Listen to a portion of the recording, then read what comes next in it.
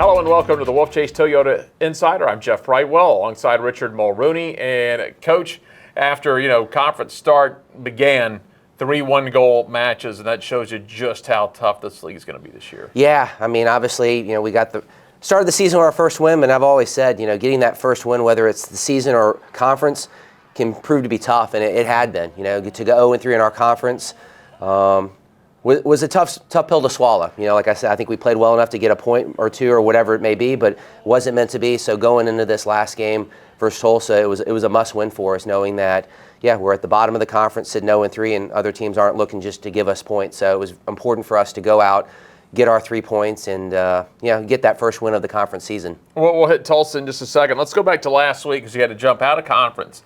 And at that point, after losing the first 3, I'm sure you would have. Your thought process is let's get back in the league play, but you have to go up to number 9 Missouri State. It is scoreless for most of the match, and then sometimes it's someone unlikely. And Giorgio, new to the team, has just worked his way into the lineup. He ends up with a game winner, and then JD gets the clean sheet in that match. Yeah, obviously, when you set the schedule out months in advance, you're hoping, maybe we'll be 2-1, 3-0, or whatever it may be. Ended up being that we're 0-3 going to number 9 in the country, Missouri State, who hadn't lost there in a year. It's a little greasy out with the field being wet. We're bussing it there the day of. A lot of things going against us, but it just showed you the resiliency of the guys to be up for the game. Missouri State played a great game. It's a team that's going to go far in their conference, and I would think NCAAs as well.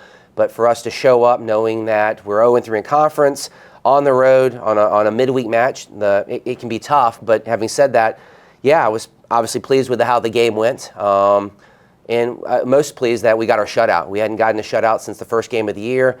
To keep them to a shutout, which I think the game before they'd beat Bradley maybe 6-0.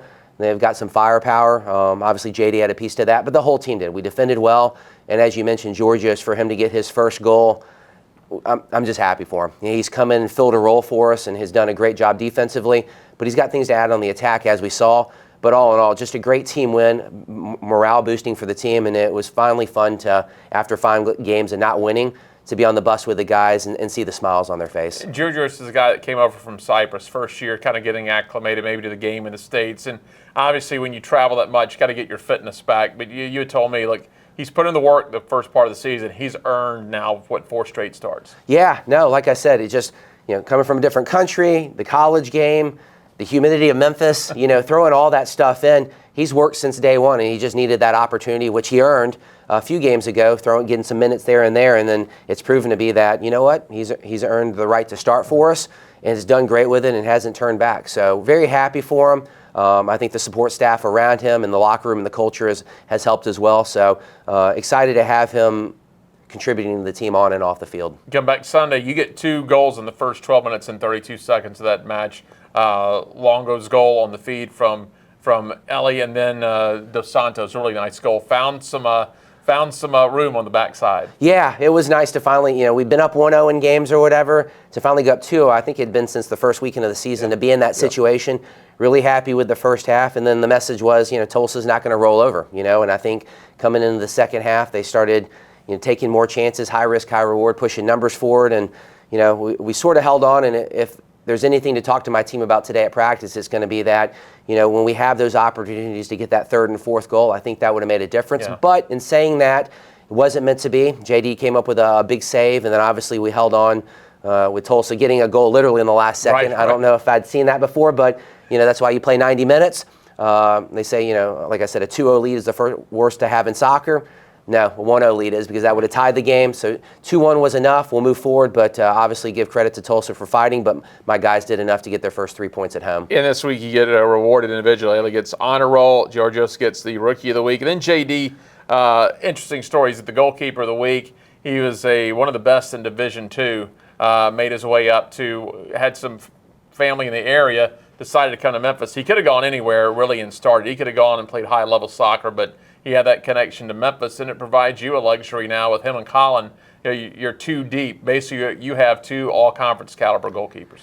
Yeah, good situation to be in. A tough one. Obviously, I've got to make decisions based on practice and this and that, but to have 2 keepers like that in our back pocket, we're blessed for it. JD's obviously made the most opportunity, but I also know what Colin's done up to this point too. So it's a good situation to be in, but it just keeps everybody honest and training at a high level, because we'll do what's best for the team. And right now, obviously, JD's offering something that, we're winning with, but I also know Colin's knocking on the door. And, of course, you had no midweek matches, so he goes back in a regular rotation the rest of the time out in league play. Now, here come the opportunities with 4 matches left. You're sitting basically where you were last year, right on that bubble, but some chances to make up some ground. You're going to start out all rival in UAB this weekend. Yeah, I mean, we know each other well. Like I said, a lot of times we play them in the spring. We play them every year, and obviously being in conference, going to their place, we know their situation, but more importantly, just focusing on us. We won 2 games in a row, going on the road.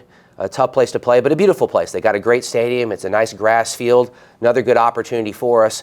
I think the important thing for us is to have a good week of training. Obviously, that starts today, this afternoon, and making sure that we cross all the T's, dot all the I's, and continue to work hard. Maybe finish a few more of our chances. Although we went up 2-0, I think there was other opportunities to make that score bigger. While at the same time, maybe the game management is seeing games out a little bit more if we're up. But in saying that, it's really about us making sure that we go out, have a good week of training, and go out to UAB and make sure we have the confidence and prepared to go for 90 minutes. And not to look too far ahead, the next week on the weekend you'll have Temple, and that's a team that a couple years ago kind of spoiled a chance to get to the postseason. Were able to take care of business last year. They're always a tough matchup for you. Yeah, for sure. Like I said, I have thought about it. It's alumni weekend. We're excited. Come on out if you won. You're an alumni. But having said that, any of these teams on any given day can beat you. There's a couple results that I think Temple just last week beat FAU, who had beaten us.